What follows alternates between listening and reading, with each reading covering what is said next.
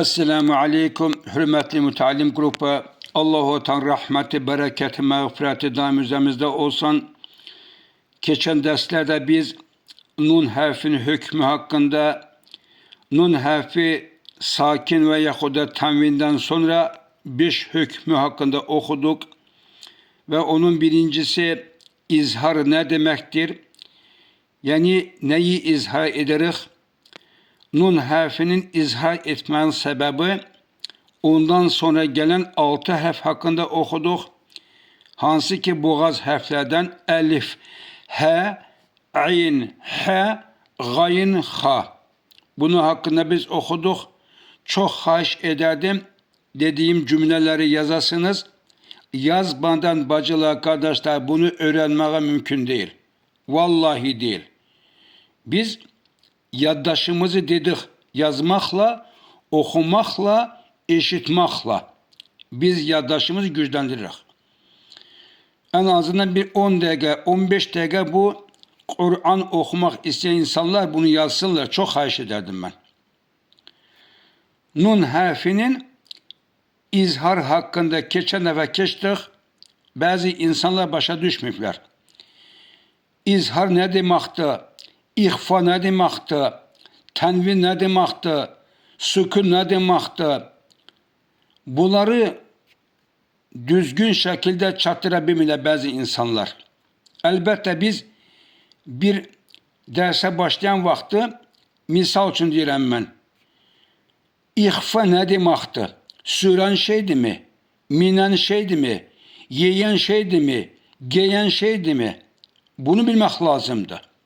Ona göre derk etmek, bir var müdrik insan, bir var elimli insan. Müdrik ne demekti? Müdrik derk edir. Derk etmekle, yani insan kuyuya düşmür. Bilir ki kuyu var. Elimli insan kuyuya düşebilir, düşenden sonra ilmi ile çıkmaya çalışacaktır ve çıkar. Ancak müdrik insan oraya düşmeye hiç vakit dayanmaz. Ona göre biz en azından bunu derk etmekten ötürü çalışmak lazımdı. Geçen sefer biz izhar hakkında bu 6 harfin nun harfi sakin ve yahut da tenvinden sonra gelirse nun harfi izhar olunur. Misal için min hac, en amte, en amte, nun harfi izhar olundu, aşkar olundu. Ne için? Sonraki ayn harfi o 6 harften birisi olduğu için.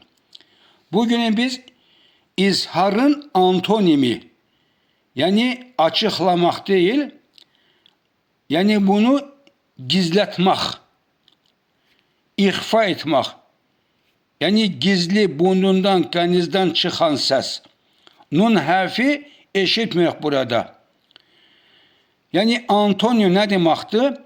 Antonim anti, yani bir sözün eks manası veren, gece gündüz, ağ kara, isti soyuk, sağ sol, bu formada biz antonim ne demekti? İzharın ihfası, ihfa ne demekti? Gizli. Neyi gizledirek biz? İhfa, yani ki burada gizlemek, burnundan, kanınızdan çıkan ses.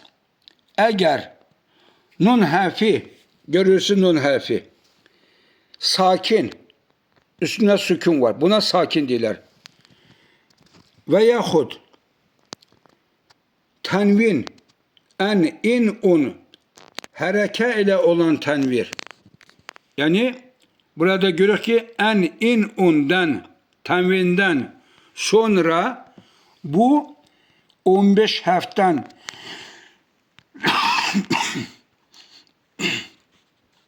birisi gelirse nun harfi gizli ihfa edirik. Yani 2 elif kadar uzatarak okuyoruz. Bu 15 harf hansıdır? Bakın sad, kalın harf. Yanında zad. Bu z değil.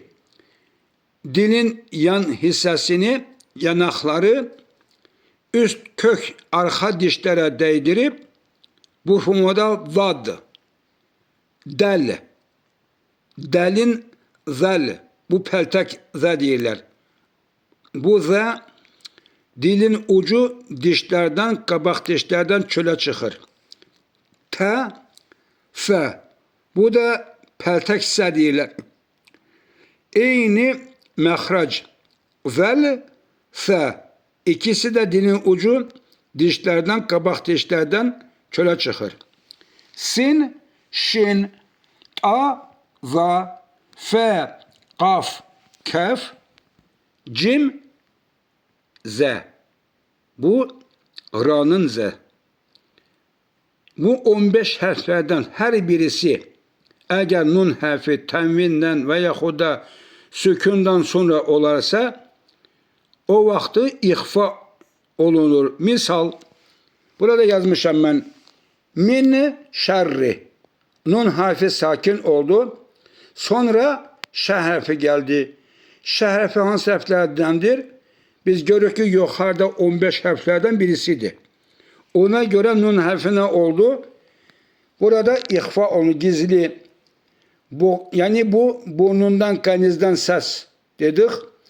Miya, miya, nun eşitmiyor. Miya şerri, miya şerri.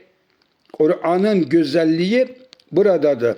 Azerbaycan dilinde de bu ihfa bazı sözlerde bir görürük. Mesela için menzil yazılır, menzile giderim. Burada biz uzatmırıq. Menzile giderim demir, menzile giderim. Enciri yirsən mi? Misal için deyirəm mən. Encir yazılır, encir deyirik. Ansambl yazılır, ansambl deyirik.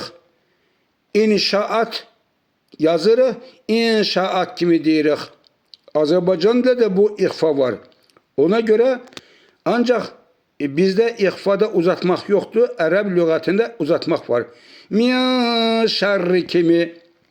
Yine de burada nun harfi sakin oldu. Sonra sin harfi. Hangi harflerdendi? Yukarıdaki 15 harften birisidir. Miya seccil. Miya seccil. Burada görürsünüz. Nun harfi ihfa oldu. Burada görürük. İnsanu, insanu, entum, kitabun kerim, kitabun kerim. Görürsünüz. Bu tenvinle olan un, bu da görürsünüz insanu, burada sukunla olan nun. Yine de ve ke'sen dihaqa ve ke'sen dihaqa bu formada kavlen thakila kavlen thakila bu formada okuyoruz. Ganiyyun kerim ganiyyun kerim bu formada. Çok xahiş edirəm, bu okuduğu derslerimizi yazmaya çalışaq, tembellik etməyək, bu boyda fürsəti əldən buraxmayaq.